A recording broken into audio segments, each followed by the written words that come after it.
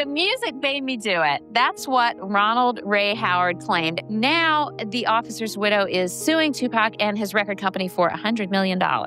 What do the people claim, though? Because there were some lyrics in the song about cop dusting or something like that, right? Well, actually, the story that they were talking about is called Soulja Story. And it wasn't about killing cops at all. That's just what the media took, because you know they're going to take what they want. It was about somebody who was so scared of police brutality that he panicked when they pulled him over. They finally pulled me over and I left. Remember Rodney King and I blasted him this punk. And it showed how his life fell apart. Now I got a murder case. At the end of the story, he died. Caught a bullet in my head. Screams never left my mouth. My brother caught a bullet too. But I think he gonna pull through, because he deserves to. This fast life ain't everything they told you. It never get much older. Following the track of a soldier. But they didn't say that. They didn't talk about none of that. They just took what they wanted. The media generally has portrayed Tupac in basically a negative light. Your song, I Don't Give an F.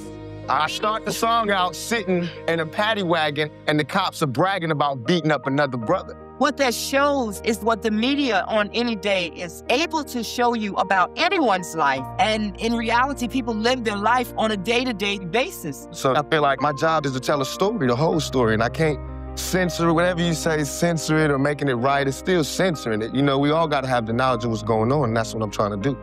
Okay, so you don't advocate cop killing? Not at all. I don't advocate violence in any way. I'm just curious as to whether the song that he was listening to had anything to do with cop killing, or... No, I just said I don't write songs about cop killing. But it did have the lyrics don't six in there. of the songs on your album mention cop killing? No. Oh, they that's don't. not true. No. All my songs talk about true. police brutality and self-defense. Now, that's something different. If we're going to talk about police, this man over here is in a really rough area, and he puts his life on the line every day. I got so much respect for him for that, but look, we have to live in the same neighborhoods without bulletproof vests, without backup, without walkie-talkies, without guns, without tear gas, without pepper spray, without batons. So now we have to fix the problem. Pac knew that media is a machine that you either work with it or against, so he worked with it. These people don't see it every day. No, but what I would like to see is for children in our country to have a better future than what you guys have. And that's not going to happen when he's repressing his generation and his people by saying no hope. What do you know about my people? I know a lot about your... You know about just because you charity, give money, wipe the guilt away, does not mean you know about the young black man. What would you say is the answer to that? Violence? No, it's making music. It's what I'm doing now. It sparks dialogue, and that's how love get made. That's how change get made.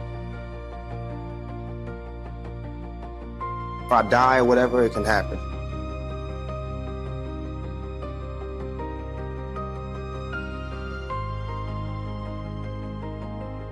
If anything would have happened to me, it's about 3 albums ready. And I like that. Okay, let's get serious. All BS aside, it all comes down to we got to survive here in this country. Because I'm not going back to Africa. I mean, if this is truly a melting pot, then we really need to be like that. White folks, black folks, Korean folks, Mexican folks, Puerto Ricans, we got to understand each other.